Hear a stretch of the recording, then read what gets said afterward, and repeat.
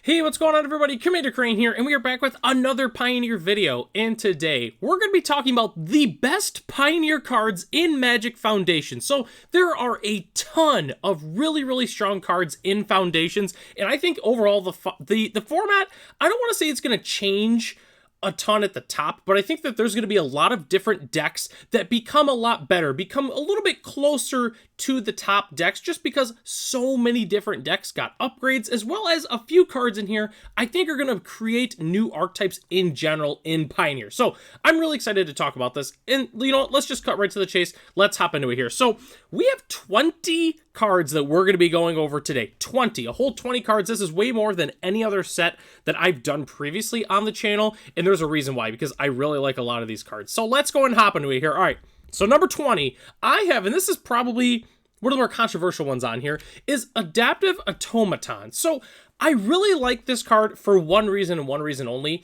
It's a Lord for any creature type, because as it enters, you choose a type, and then it becomes the chosen type, and other creatures of that chosen type get +1/+1. So I really like this just to kind of help with other Kindred decks that don't really have either a lot of lords or really any lords for that matter. So I really like Adaptive Automaton just because it's kind of able to help piece that together. You got Metallic Mimic, and now you have this, and they can both get hit by Collected Company. So if you're looking to play like maybe a little bit of an oddball creature type, you have access to this, which is really cool. So Adaptive Automaton, number 20 on the list. I really do like it in the format.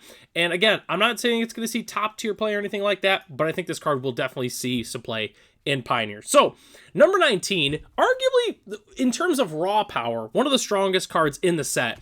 That's Doubling Season. I think Doubling Season in the right deck is fantastic. Obviously, the card, or the deck that people like to gravitate to, is Super Friends decks with a lot of Planeswalkers, and you want to know what?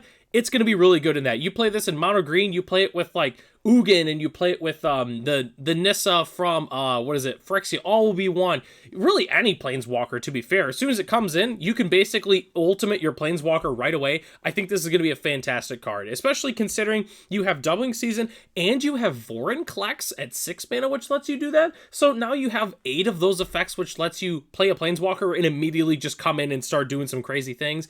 I don't know. It could be pretty good. I'm not saying it's going to be top tier in the format, but I do think that Doubling Season is going to see some play. So definitely a huge fan of this. Number 19 on the list. And I guess, speaking of kind of Hydras, we got a nice Hydra art there. Number 18, I have Mossborn Hydra. And this card is sweet, and in the right deck, kind of similar to the ones before, this card is going to be absolutely crazy. With Landfall, whenever a land you control enters, double the number of +1/+1 counters on this creature, which is just absolutely insane. I mean, obviously it enters with 1 counter, and like, even if you just play a land fair, like even if you play a Fabled Passage, oh, boom, okay, so it gets doubled, so it's at 2 counters.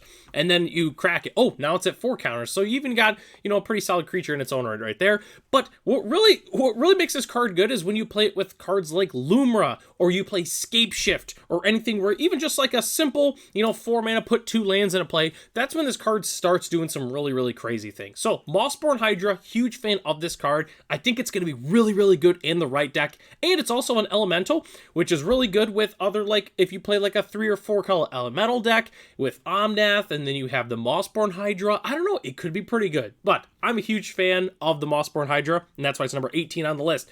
Number 17, I have Crystal Barricade. This card, I feel like, is a sleeper in this set. I think it could be really good. 04 for 2 Defender, you have Hexproof, prevent all non-combat damage that would be dealt to other creatures you control. So that means if your opponent's playing burn-based or damage-based removal, it's not going to work at all. And you have Hexproof, which is just a really good effect. I think that this could be pretty good in, like, really just like white aggro decks. Like if you play humans, for instance, this could, situationally be pretty good. It's kind of tough to say how good this card is going to be, but I don't know. I think it's good, but we'll kind of see moving forward. But don't be surprised if you start seeing this card popping up in sideboards all over the format. So, Crystal Barricade, number 17 on the list. Number 16, I have Zul Ashur Lichlord. This card is just absolutely crazy. Honestly, the only reason it's not higher on the list is just because Zombies is pretty underrepresented in the format. It is a good deck in its own right, but nothing near the top of the metagame or anything like that. But I mean, just 2/2 for 2, ward, pay 2 life, that's already really good. Then you could tap it to cast target zombie creature card from your graveyard this turn. Boom. So if your opponent took care of that Champion of the Parish earlier in the game, you can go ahead and bring it back. If your opponent takes out a Lord that you really needed, go ahead and tap it, bring it right back. I think this card is definitely really, really good. And I know I'm going to be playing it in my zombie deck personally. Zul Ashur, number 16 on the list, but don't be surprised if this is one of the most played cards from this set in Pioneer. So, okay, number 15 is my personal favorite card on this list. So for those who are not longtime viewers of the channel, I've always been a huge fan of Wilt-Leaf Liege, and I'm extremely excited that this card is coming back to Pioneer.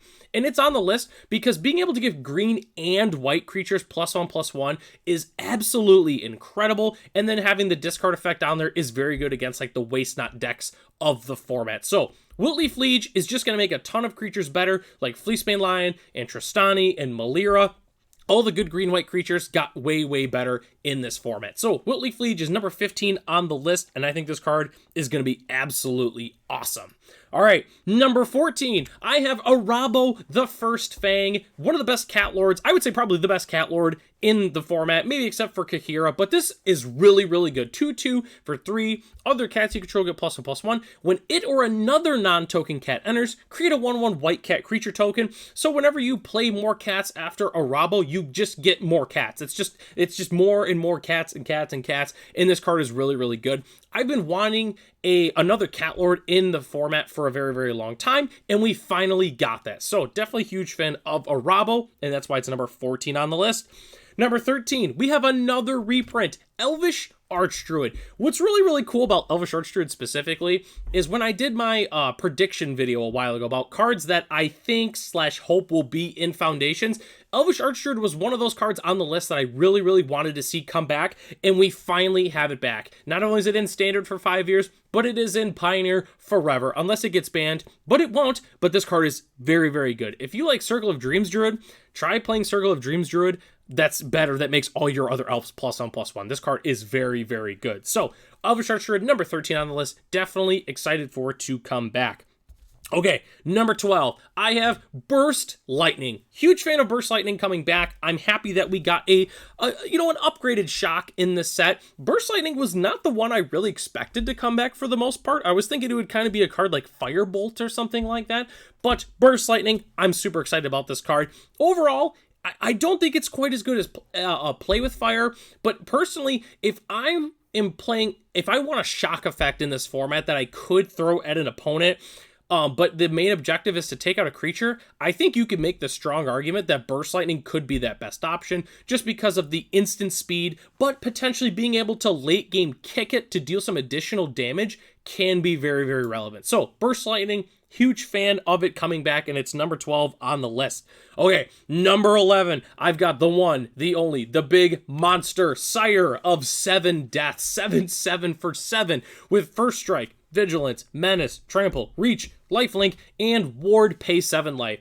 I'll be honest with you, I don't really know what is going to play this card. Obviously, there's been like some pseudo Eldrazi decks that have floated around the format for a long time, but obviously we don't have cards like Eye of Ugin or Eldrazi Temple, so it's not feasible to really cast this spell ahead of time. But simply put, I think decks that are just like big, that like make a bunch of mana that want to play big creatures, I think that they're going to go ahead and play it. Maybe Mono Green Devotion. Sure, this doesn't actually add any devotion, but just playing a 7/7 First Strike, Vigilance, Menace, Trample, Reach, Lifelink with Ward that might just be good enough to honestly play in your deck. So we'll kind of see what happens moving forward, but Sire of 7 Deaths, it's going to see play in this format. Watch, I guarantee it's going to be a sleeper. No one's going to play it in the format for a while, and then about, a couple months later, there's going to be like some weird reanimator or deck that cheats something in, come into the format, and then Sire of 7 Deaths is going to be the best card in the deck. Don't be surprised if that does happen. So Sire of 7 Deaths is number 11 on the list. Okay,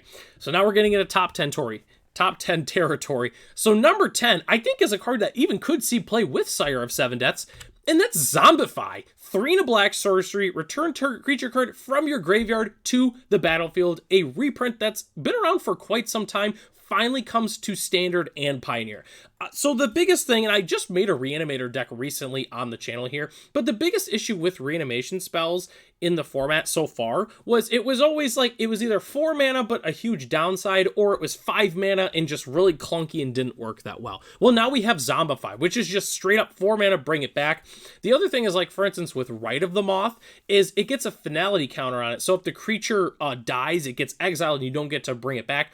But at least with Zombify, you can do it again. If your opponent somehow does take it out, you know, just with like a Doomblade or something like that, we can just bring it back again with Zombify. So I think it's going to be good in the format. If Reanimator decks are good in the format, it's going to be playing Zombify for sure. So it's number 10 on the list. I'm very, very excited about this card. And I guess speaking of reanimation spells, number 9, we have Raise the Past, which I think is a slightly better oh my goodness, Rally the Ancestors, there we go. I think it's slightly different, but it's similar in the sense that they want to bring back creatures with mana value 2 or less, but this kind of helps pay the mana. Well, it's a little bit cheaper because Rally is white. Well, I think it might even be triple white and then 2 or something like that. I don't remember. It's a little weird, but I think Raise the Past overall is a really, really good card. I love it in all the rally decks. They play all the drain effects, and then you sack all your creatures, and then you bring them back, and then you drain them again, and the game is over. I don't know. I really, really love Raise the Past, and that's why it's number 9 on the list. I think the card is going to be very, very good in those types of decks. Really not much other than that for the most part, but still, I think this card is absolutely incredible. So, okay, number 8. And I think that this might be a little controversial, but hear me out on this. So, number 8, I have Kellen Planar Trailblazer. I know a lot of people have this card much, much higher on their list, and rightfully so. I think this card is extremely strong. Having a 2/1 for 1 red with no downside is already like kind of crazy. Whenever red gets a 2/1 for 1 or a 2-power creature for 1 mana, other than like Ragavan, so I guess we're talking specifically for standard sets, it's always, some sort of downside. Nope, we just get a new Figure of Destiny that's a 2/1. The first activated ability is really, really good. Obviously, the second one is also really good. What's cool is you can curve it perfectly. You can go turn 1, play Kellen, turn 2, level it up, and you can do it at instant speed, which is cool. Boom, you get that. Turn 3, oh, man, I guess I really don't have anything else going on. Hell, I might as well just level it up again and get a 3/2 double striker. I don't know. I think this card is really good, but my biggest issue with it is I don't think it has a home quite yet in the format. Human Fairy Scout. Human is the most relevant creature type on there. Fairy really isn't, because Fairy doesn't have any red support. But hey, maybe 5-color Humans plays a card like this. I'm not sure. It could. I think there's a good chance it will. But we'll kind of see what happens going forward. But I do like Kellen, and it's a really strong card, but I don't know how popular it's going to be in the format. So again, we'll see what happens moving forward, but right now I've got Kellen number 8 on the list here. And at number 7, I have another red card from this set. It's Seer Slicer Goblin, 2/1 for 2 with Raid. At the beginning of your end step, if you attack this turn, create a 1/1 red goblin creature token. I think this card is just fantastic. I mean, just being able to make more goblins is already really, really good. Cool thing, you don't have to attack with itself. It's just if you attacked. So you can play it on your second main phase. Maybe, pretend like you're holding up a combat trick or something like that. Play it your second main phase, move to end step, get another goblin. I think this card's just really, really good in general. Obviously, just goblins are awesome, and it's cool that we finally got another good 2-drop. I feel like it's been a minute since Goblin has gotten a good 2-drop. So overall, Seer Slicer Goblin, huge fan of it. That's why it's number 7 on the list. Number 6, I have yet another goblin. It is Krenko Mob Boss. I'm so happy that this card is finally back. It's back in Standard, and more importantly, it's back in Pioneer. 3/3 for 4. Tap it. Create X 1/1 red goblin creature tokens, where X is the number of goblins you control. This card is just fantastic. So if you want to play it in a fair goblin deck, it's really good. If you want to play in like a combo, sort of mid-range value goblin deck, it's really good there. I think where this card really can shine, though, is in an Agatha's Soul Cauldron list. If you play it with that, you can make all your creatures with 1/1 counters gain that ability. So, and I know there's definitely some ways you can give goblins +1/+1 counters. You play that, and then all of a sudden, every single goblin you control, or every creature you control, that is tapping to make a whole bunch of goblins. I think this card is super good. Personally, I remember back in the day curving, going into Turn 3, Goblin War Chief makes your goblins 1 less to cast and gives them haste. You'd play that, and then you'd play the Krenko, immediately tap it and make a whole bunch of goblins, and then those goblins have haste, and it was just absolutely insane. So, huge fan of Krenko Mob Boss. I'm really excited that it's back, and that's why it's number 6 on the list. So, okay. I'm in top 5 territory here. So this is where the cream of the crop of the set. I think that these are going to be the best cards in the set for Pioneer. So, all right, number 5, I have Slag Storm, an old favorite of mine. I used to play Slag Storm so much back in the day in Modern because the story is, at the time, Anger of the Gods was like a $7, $8 card, and I really couldn't afford to get those because I was in high school at the time and couldn't afford to pay that much, so I had Slag Storms. But little did I know, that card was arguably, it won me more games than having the Exile effect. Being able to either wreck the whole board or throw this at my opponent is absolutely fantastic, because sometimes Wraths can get stuck in your hand. You just end up discarding it if you're playing, like, for instance, if you're playing like Phoenix or something like that, you just go ahead and discard your Angers. It's not relevant at the time, but at least with Slagstorm, you have that option to deal 3 damage. It does hit each player, so do keep that in mind. It is a card that potentially can draw the game, which is really funny. They never put those in Pioneer, but it's just really good. I love this card. I kind of like Sweltering Suns for a similar effect because you could discard it and draw a new card, but Slagstorm, we just throw it at our opponent. So, Slagstorm, number 5 on the list. I am super happy that this card is coming back. Okay, number 4, and I would say this card might end up being the card I play the most, I would say, out of all these cards, arguably, is Sky Knight Squire. I've been talking about for a long time how Cats has needed a good 2-drop, and man, they have it. 1/1 for 2, Cat Scout. Whenever another creature you control enters, put a +1/+1 counter on this creature. It's not even just a cat, it's whenever another creature. And then as long as this creature has 3 or more +1/+1 counters on it, it has flying and is a knight in addition to its other types. So this is just crazy in a number of different decks. Notice it doesn't say whenever another non-token. This is just creature. Play creature tokens, and then this just comes into play. For instance, like, just play this on 2. And then turn 3, play, I don't know, Hop to it, or anything that makes multiple creatures. A Resolute Reinforcements, and then another creature. Boom! This is a 4/4 flyer for 2 mana at that point. Oh, and then by the way, our next turn, we're going to play a couple more creatures. Like, we're going to, I'm forgetting the name of it all of a sudden. It's the 1 red, destroy an artifact, make 3 1/1s. We play that, this gets 3 more +1/+1 counters. Tap those. I'll go ahead and play a Venerated Loxodon, put counters on all my stuff. Boom, that triggers as well. Like, I think this card is just absolutely crazy. That's why I've got it at number 4 on the list. This card is super good.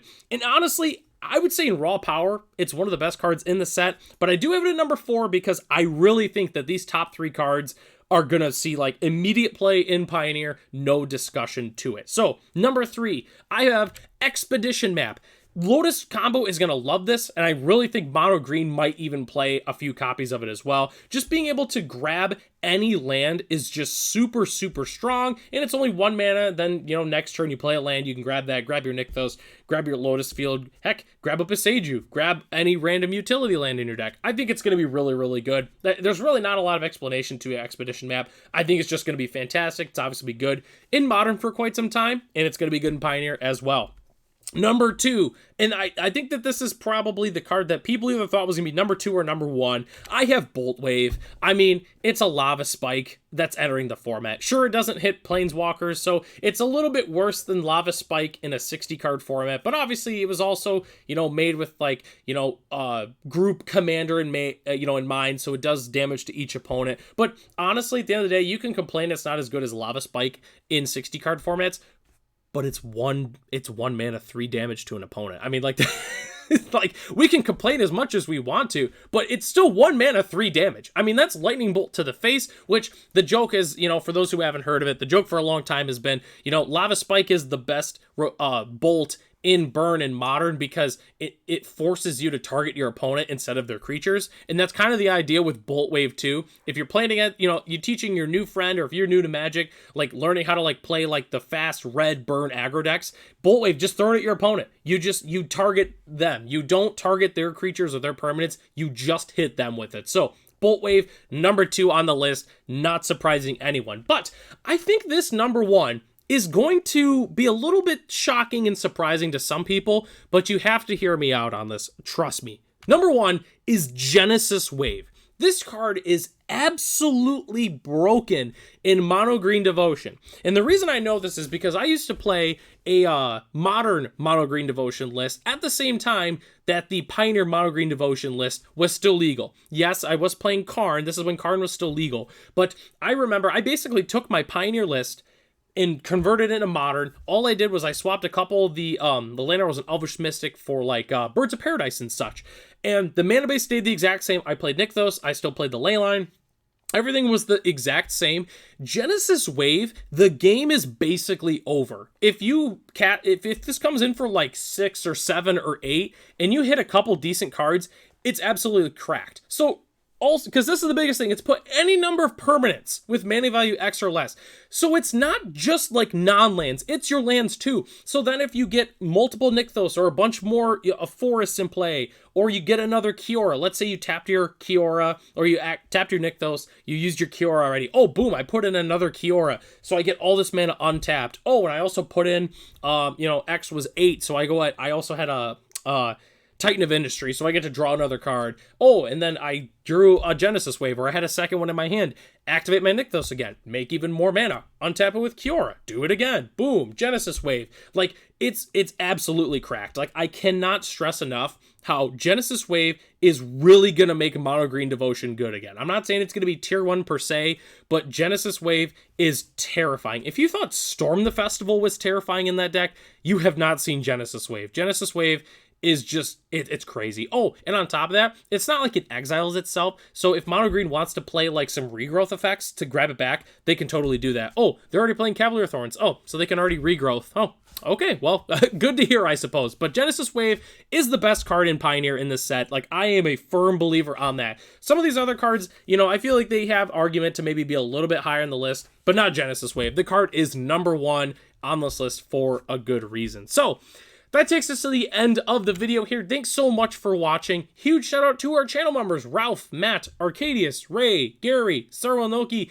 and Night Red 3. If you're interested in being a channel member, it's only $1 a month, and you get access to the exclusive Commander Kane Discord, as well as other features here on the channel. And if you are new to this channel, definitely check out some other Pioneer content on the channel. We do a ton of different deck techs, we do paper magic, we do other discussion videos, and more, so you definitely should check those out. So, I'm Commander Crane.